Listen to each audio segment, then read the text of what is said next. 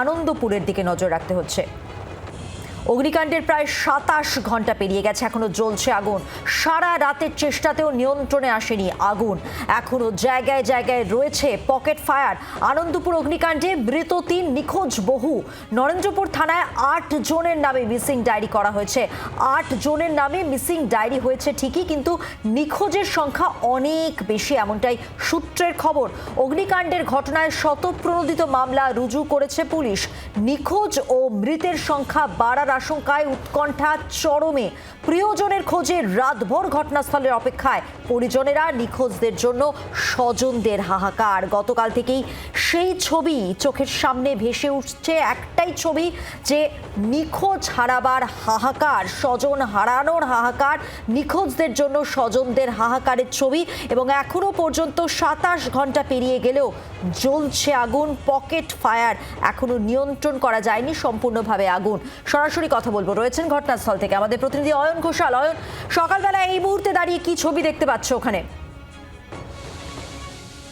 27 ঘন্টা 21 minute 26 second এখনো পর্যন্ত আগুন জ্বলছে। আমরা দেখতে পাচ্ছি এই মুহূর্তে আমার ক্যামেরা বন্ধু জয়ন্ত একদম সরাসরি যে আগুনের ছবি দেখাচ্ছে। এই পকেট ফায়ার এই মুহূর্তেই এত বড় এলাকার বিভিন্ন জায়গাতে জ্বলছে।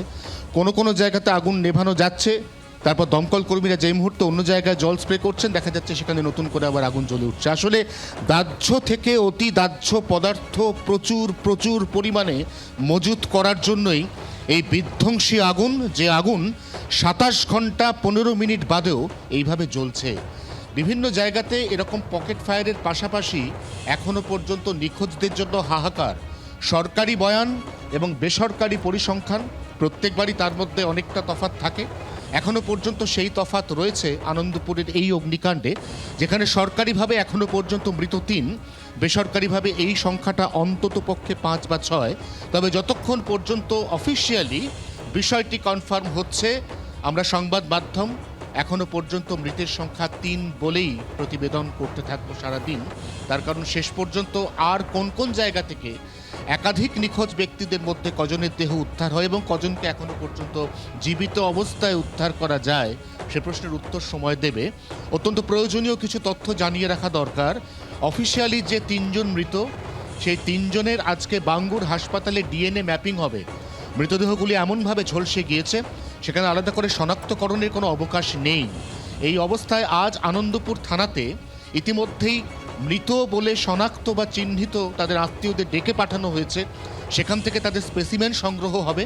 এরপর বাঙ্গুর হাসপাতালে ডিএনএ ম্যাচিংয়ের পর ওই মৃতদেহগুলির ময়নাতদন্ত হবে কাটাপুকুর মর্গে এবং তারপর পরিবারের কাছে দেহ হস্তান্তর হবে।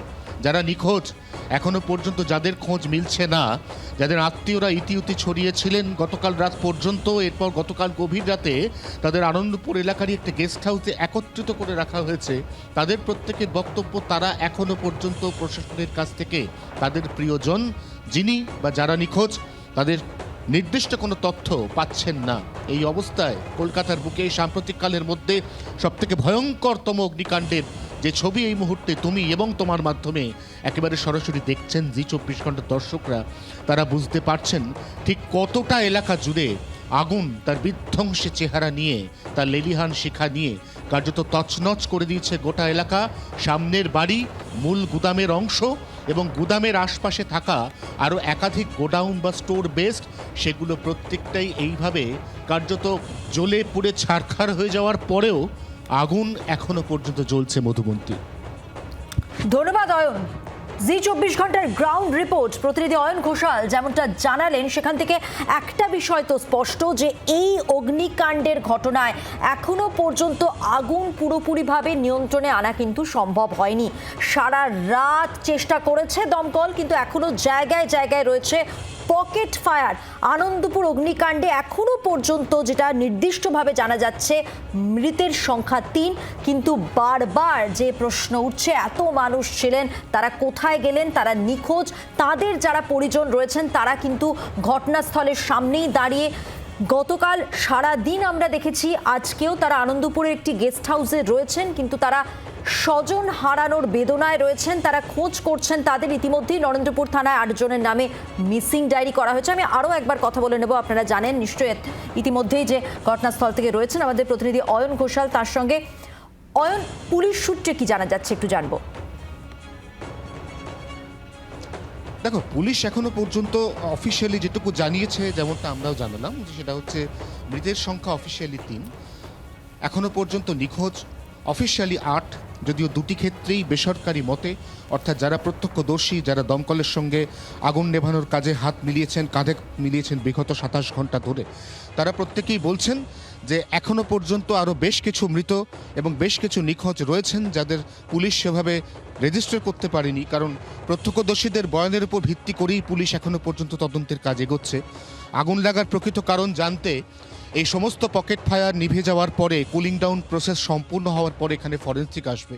কি থেকে আগুন, কখন আগুন, এবং আগুন কোন কোন জায়গায় ছড়িয়ে পড়লো, কিভাবে ছড়িয়ে পড়লো, এবং সবথেকে যেটা বড় প্রশ্ন, কলকাতার বুকে সাম্প্রতিককালের একাধিক বড় অগ্নিকাণ্ডের ঘটনায় দেখা যাচ্ছে এই ধরনের অতিদাহ্য পদার্থ, অতিদাহ্য সামগ্রী যেখানে ডাঁই করে রাখা রয়েছে, সেখানে আদতে অগ্নি নির্বাপনের কোনো ব্যবস্থাই নেই। 10 বছর আগেও এই গোটা জায়গাটি ছিল আনন্দপুর মাছের ভেরি, পাইকারি মাছ বাজার।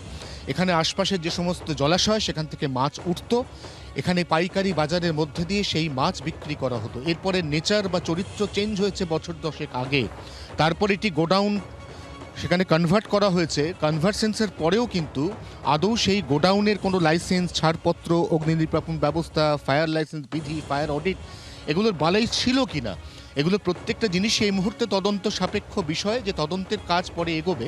কিন্তু তদন্তের কাজ এবং তারপরে প্রকৃত সত্য উদ্ঘাটনের পাশাপাশি সবথেকে বড় যে গুরুত্বপূর্ণ বিষয়, সেটা হচ্ছে এখনও যারা নিখোঁজ তারা কোথায়। এখনো পর্যন্ত বহু নিকটাত্মীয় তারা অভিযোগ করছেন, তারা তাদের নিকটাত্মীয়ের সঙ্গে যোগাযোগ করতে পাচ্ছেন না, ফোনে পাচ্ছেন না, তার কোনো ট্রেস পাচ্ছেন না। তারা কোথায়? এই এত বড় এলাকা, এই যে যতগৃহ, সামনের বাড়ি পুড়ে খাক, তার নিচের সুবিশাল গোডাউন পুড়ে খাক, ছারখার, এই গোটা ছারখার হয়ে যাওয়া, আগুনের তাণ্ডব লীলা চালানো এই গোটা জায়গাটার মধ্যে ঠিক কতজন এখনো পর্যন্ত ফেঁসে আছেন, তারা কি অবস্থায় আছেন, কি তাদের এই মুহূর্তের স্ট্যাটাস, এটাও কিন্তু একেবারেই পরিষ্কার নয়। অতএব আবারও বলছি, মধুবন্তী কলকাতার বুকে সাম্প্রতিকতম সময় সবথেকে ভয়ঙ্করতম যে অগ্নিকাণ্ডের ঘটনা আনন্দপুরে, সেখানে গ্রাউন্ড জিরোয় দাঁড়িয়ে এই মুহূর্তে এটা বোঝা কার্যত অসম্ভব যে এই এত বড় এলাকার মধ্যে, প্রায় 8 বিঘা এলাকার মধ্যে ঠিক কোথায় কোথায় কোন কোন মানুষ এখনো পর্যন্ত আটকে রয়েছেন, তাদের মধ্যে কতজন জীবিত এবং কতজনের এখনো পর্যন্ত সন্ধান মিলছে না।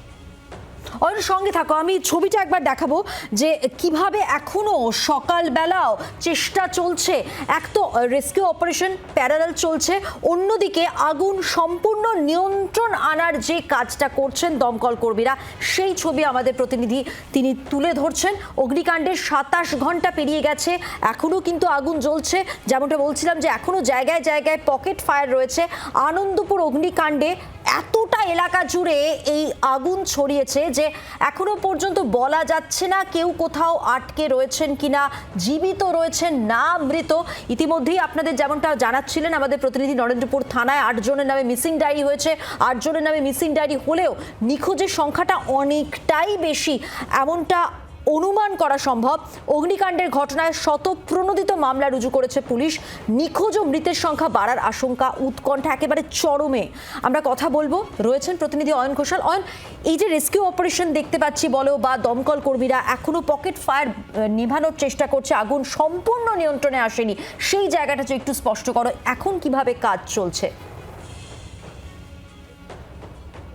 যেটা আগেই বলছিলাম যে দমকল কর্মীদের কাজটা এই কারণে কঠিন, প্রথম কথা হচ্ছে একটা সুবিশাল এলাকা, প্রায় 8 বিঘা জায়গা জুড়ে ছড়িয়ে ছিটিয়ে থাকা গোডাউন, বাসস্থান, সেখানে একটা জায়গায় আগুন নেভানো হচ্ছে, পরক্ষণেই পরের জায়গাতে আগুন জ্বলে উঠছে। কারণ দমকল কর্মীরাও এটা বুঝতে পারছেন না যে আগুন একবার নেভানোর পরেও ভেতরে কোন কোন এমন দাহ্য বা অতিদাহ্য পদার্থ থেকে গেছে যেখানে নতুন করে আগুন ধরে যাচ্ছে। দমকল কর্মীরা চেষ্টা করছেন মেঝেটাকে ভিজানোর, মেঝেতে জল জমিয়ে দেওয়ার। দমকলের পরিষ্কার হিসাব, মেঝের মধ্যে যদি একবার থই থই জল জমিয়ে দেওয়া যায়, তাহলে সেক্ষেত্রে আগুন একটা বস্তু থেকে আরেকটা বস্তুতে ছড়িয়ে পড়ার যে প্রবণতা, সেটা অনেকটা কমে যায়, অনেকটা কমানো সম্ভব হয়।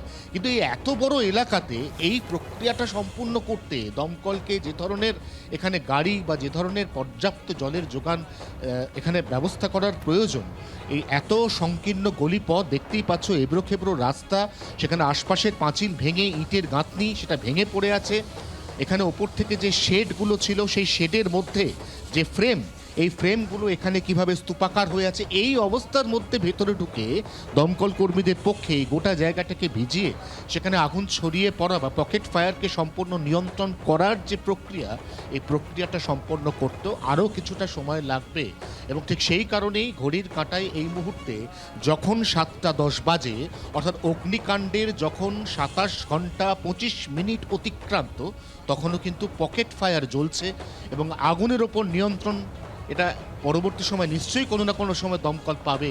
যে প্রশ্ন এই মুহূর্তে সব থেকে বড় হয়ে দেখা দিচ্ছে আনন্দপুরের আকাশে বাতাসে, সেটা হচ্ছে এখনো পর্যন্ত কতজন নিখোঁজ এবং তারা ঠিক কী অবস্থায় রয়েছেন। মধুবন্তী, ধন্যবাদ অয়ন। বাংলার আওয়াজ, বাঙালির আবেগ, জি 24 ঘন্টা।